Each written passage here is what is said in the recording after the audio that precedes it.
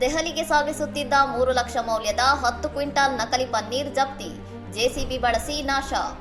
ಉತ್ತರ ಪ್ರದೇಶದ ಗಾಜಿಯಾಬಾದ್ನ ಕೌಶಂಬಿ ಪೊಲೀಸ್ ಠಾಣೆ ಮತ್ತು ಆಹಾರ ಸುರಕ್ಷತಾ ಇಲಾಖೆಯ ಜಂಟಿ ಕಾರ್ಯಾಚರಣೆಯಲ್ಲಿ ಬರೋಬ್ಬರಿ 10 ಕ್ವಿಂಟಾಲ್ ನಕಲಿ ಹಾಗೂ ಕಲಬೆರಕೆ ಪನ್ನೀರನ್ನು ವಶಪಡಿಸಿಕೊಳ್ಳಲಾಗಿದೆ.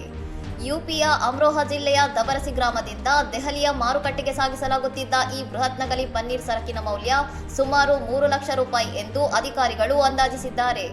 ಕಳಪೆ ಆಹಾರ ಪದಾರ್ಥಗಳ ಪೂರೈಕೆ ಕುರಿತು ಬಂದ ಖಚಿತ ಮಾಹಿತಿ ಮೇರೆಗೆ ಪೊಲೀಸರು ಮತ್ತು ಆಹಾರ ಇಲಾಖೆ ಜಂಟಿಯಾಗಿ ತಪಾಸಣೆ ಅಭಿಯಾನ ಹಮ್ಮಿಕೊಂಡು ಈ ಯಶಸ್ವಿ ಕಾರ್ಯಾಚರಣೆ ನಡೆಸಿದ್ದಾರೆ.